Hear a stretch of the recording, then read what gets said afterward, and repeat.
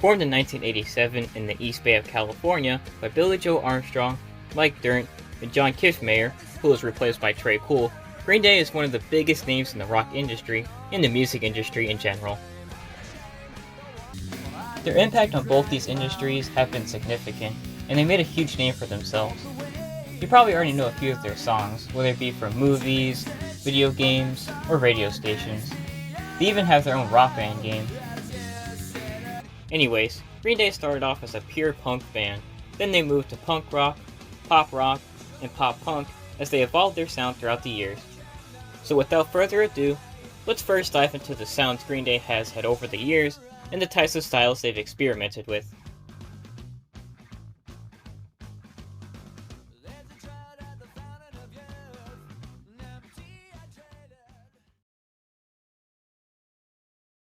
You have the time to listen to me whine about nothing and everything all at once.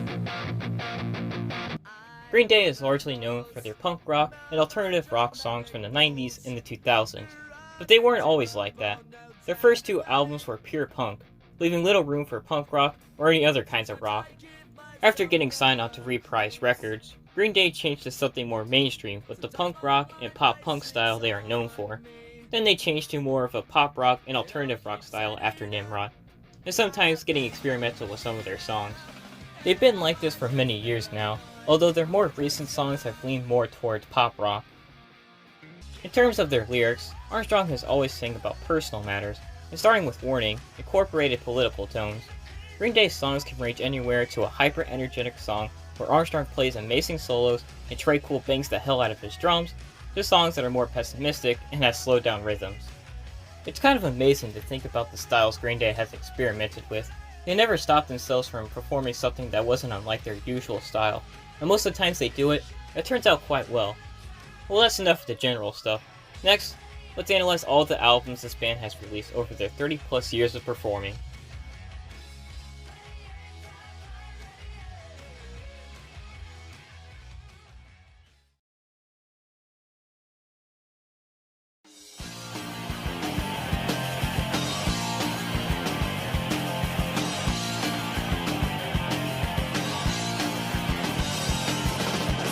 Released on October 1st, 1991 and December 17th, 1991, 1039/Smoothed Out Slappy Hours and Kerplunk were Green Day's first step into the industry and releasing music. 1039/Smoothed Out Slappy Hours is actually a compilation of their first actual album, 39/Smooth, and two EPs they had, Slappy and 1000 Hours. I'm reviewing these two albums rather than their individual parts, as to make things a lot easier because they all sound pretty similar. 1039 is a lot more pure punk than Kerplunk, with Kerplunk leaning a tad more towards punk rock. Anyways, the sounds of both these albums are filled with melancholy, with the instrumentation giving off a gloomy vibe and Armstrong singing in a dispirited voice with his lyrics about rejection, relationships, and the struggles he faced growing up as a teenager and an adult. While this may not be Green Day's best works due to the band still trying to find a sound that fit them the best, they're still good albums, and make one think about Green Day's development between this album and Dookie, especially considering there's an early version of Welcome to Paradise on Kerplunk. The songs are pretty emotional, and they're sometimes upbeat and full of energy, while the others are slow and dismal. Anyways, my favorite songs were Going to Paslakwa,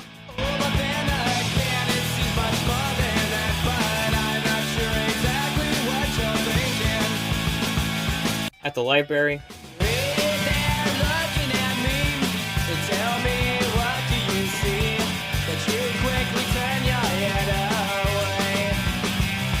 Who Wrote Holden Caulfield,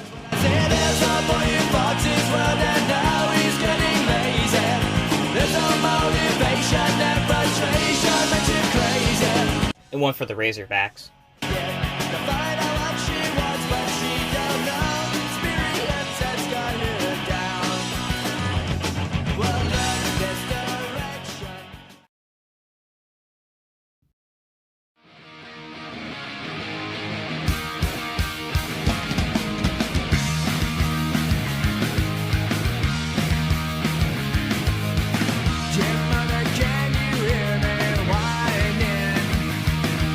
Released on February 1st, 1994, Dookie was Green Day's first major release album.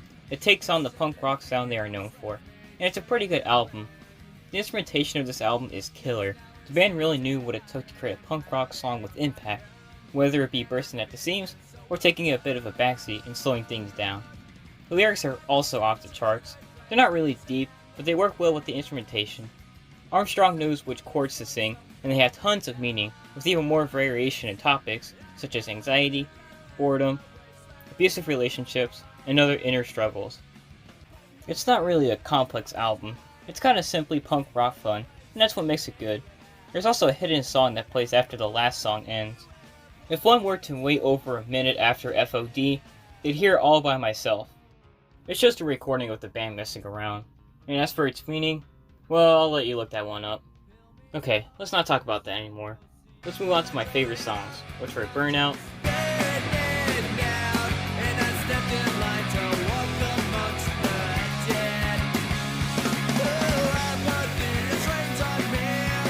Chump,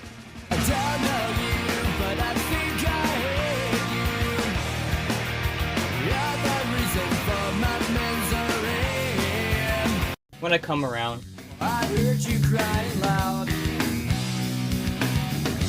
all the way across town. and Eminem Sleep Us. It wasn't long ago, and I was just like you, and I think I'm sick and I wanna go.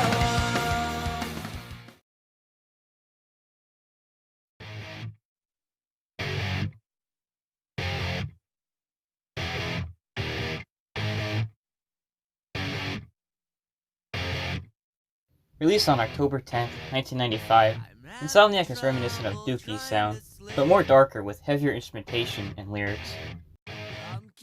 A lot of this album's darker tones come from Armstrong's many struggles after the release of Dookie, including being called a sellout, having a child, and continuing to deal with anxiety. All these things depressed Armstrong, and he decided to use these emotions to make Insomniac the album it is. It's gritty, edgy, and full of melancholy. My favorite songs were Armitage Shanks,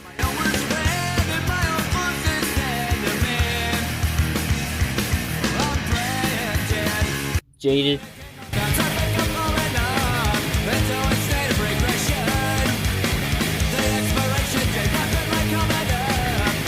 No Pride,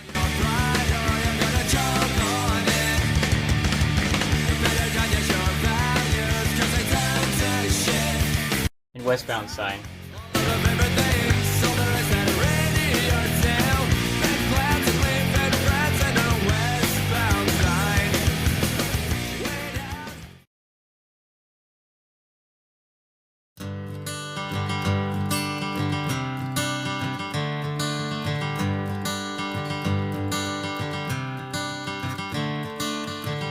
Released on October 14, 1997, Nimrod is nowhere near as dark or edgy as Insomniac.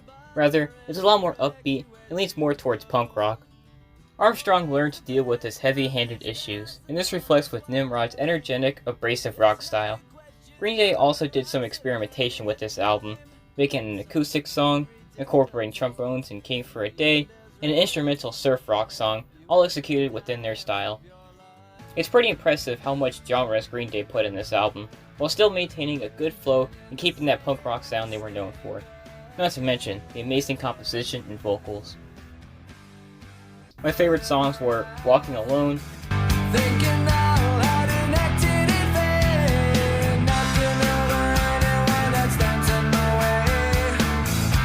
Nice Guys Finish Last, Nice guys finish last. You're running out of gas. Your sympathy will get you left behind. All the Time, Every time I need it. What's the time I set the time? It's right. It's a me. Let's find another reason. and Reject.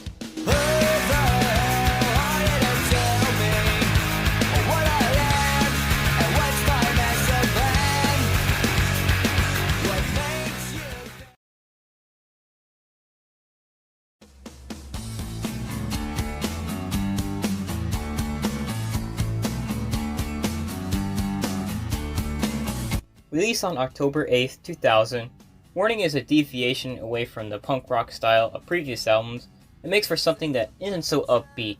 They made something that felt balanced and where the instruments and vocals were equal. The album sees a change in lyrical style as well, with Warning being the first Green Day album to include politically charged messages. Warning isn't this band's greatest work though. It's not a bad album, but feels lacking sometimes.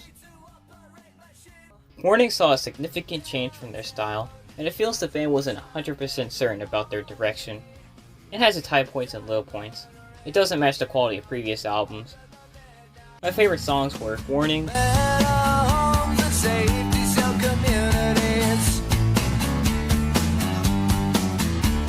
Church on Sunday, Today is the first day of the rest of our lives.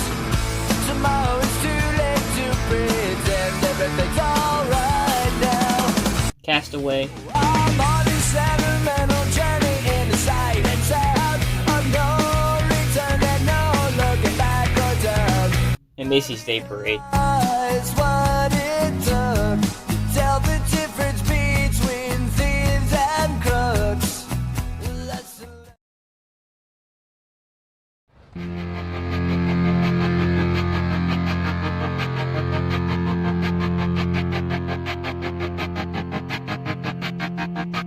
Released on September 24th, 2004, American Idiot returns Green Day to their punk rock roots with a mix of alternative rock and pop punk. This is perhaps Green Day's deepest album, tackling many subject matters. The songs tell a tale of the Jesus of suburbia, a teenage lower middle class anti-hero, and the ways Americans, especially the adolescent, had to deal with the disillusionment of 9/11 and the war in Iraq. It's full of social and political commentary, along with biblical allusions and imagery. To add, the compositions between songs is varied, and this album transitions into many different styles, all the while creating a good flow and great instrumentations. Despite this, listeners don't need to notice or know the depth of this album to enjoy it. It's full of energy and fun experimentation. My favorite songs were Jesus of Suburbia,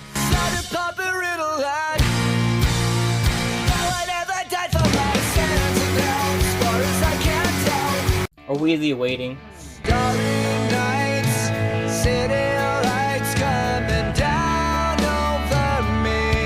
Holiday,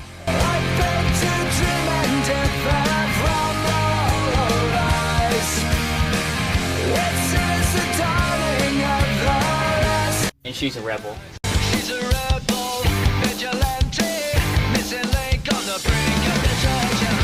From Chicago to Toronto.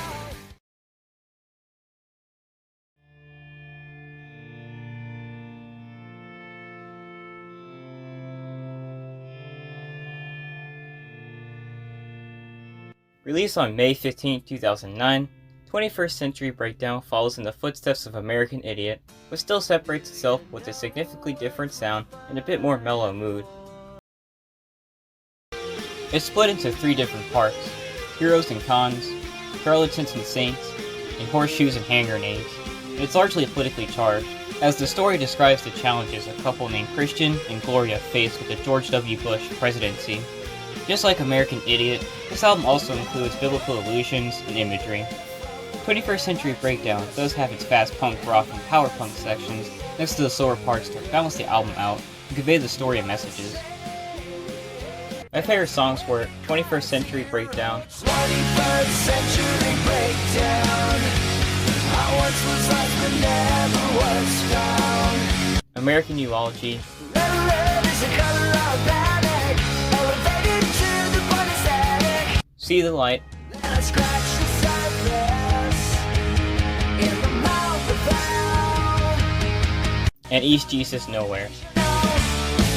Join the choir, we'll be singing in the church of wishful thinking. Fire burns today.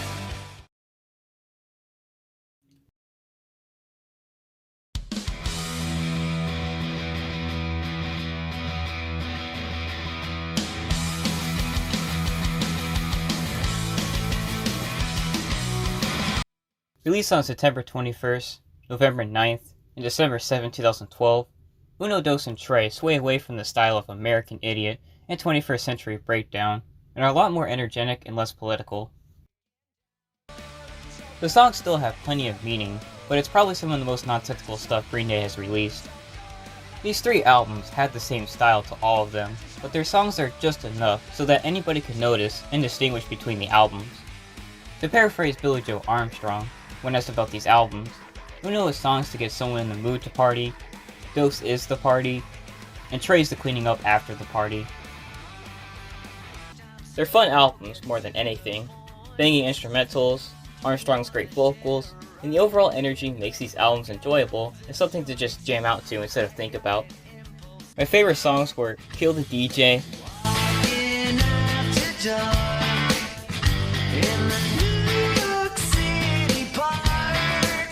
Oh Love,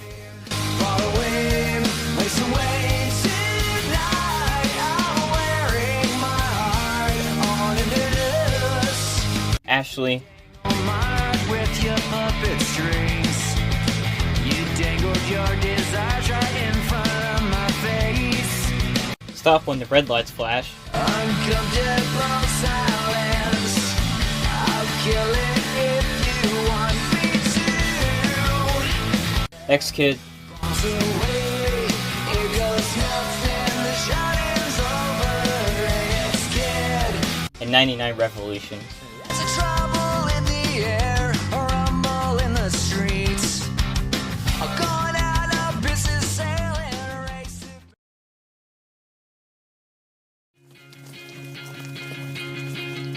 I'm like a child looking off on the horizon. I'm like an ambulance that's turning on the sirens.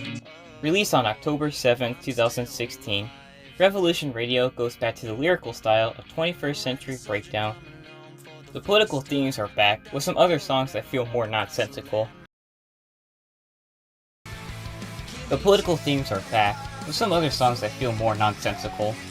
The lyrics aren't as deep as American Idiot or 21st Century Breakdown, but they still have their purpose and convey a message. If anything, this album feels like a mix between 21st Century Breakdown and Uno. Anyways, my favorite songs were Bang Bang,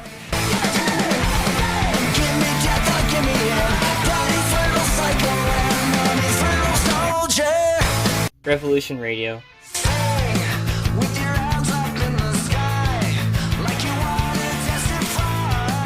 Troubled Times,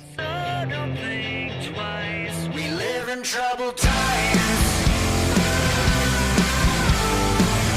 and Say Goodbye.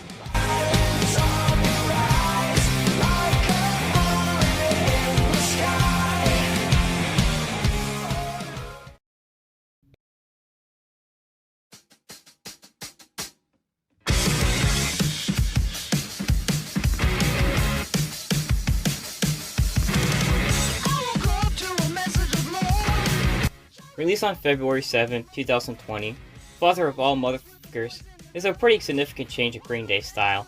This album is bursting at the seams, there's never a dull moment. It still sounds like Green Day, but in such a way they've never done before. It's that catchy punk and alternative rock they're known for, but very fast and different compositions. This album lacks in deeper meanings and clever lyrics, but it's still a damn fun album to listen to. I don't have a lot to say about this album. It's fairly simple. My favorite songs were I Was a Teenager,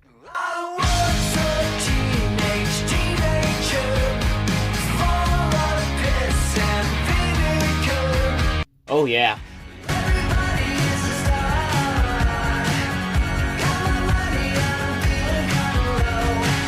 Meet Me on the Rooftop,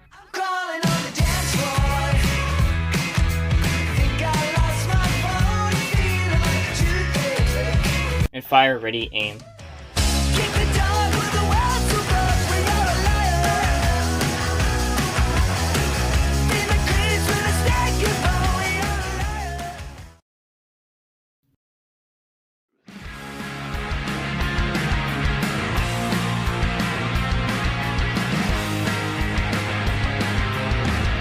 Green Day has a bunch of extra stuff, ranging from singles to compilation albums. Let's start with Shenanigans. Shenanigans is a compilation album consisting of B-sides, bonus songs, and rarities, ranging from the time they made Dookie to Warning. Since these songs were recorded within that time frame, they also sound like Green Day's style from the 90s to the 2000s. There's some pretty good stuff on there. I recommend it if you're a fan of Green Day's earlier works. Other songs included in compilations vary from the year they were recorded and in quality. Some of them are pretty good while others are just okay. Green Day also has two side projects, The Network and Foxborough Hot Tubs. The Network is a new wave alternative rock project with the members disguising themselves and taking on fake names, while the Foxborough Hot Tubs was a one album only project of garage rock and classic rock and roll. The style of this album sounds close to the Dose album. Maybe one day I'll talk about these projects. Green Day also had an album planned called Cigarettes and Valentines, which was never fully completed after copies of the recordings were stolen and the band decided to completely change directions and make something new.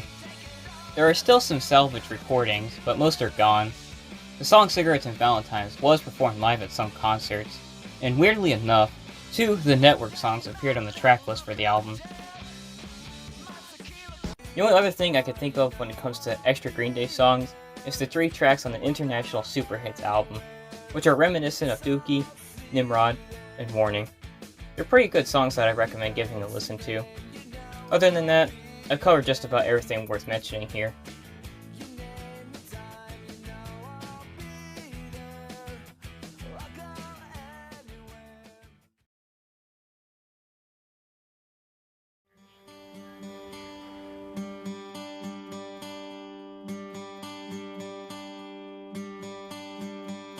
Summer has come and passed.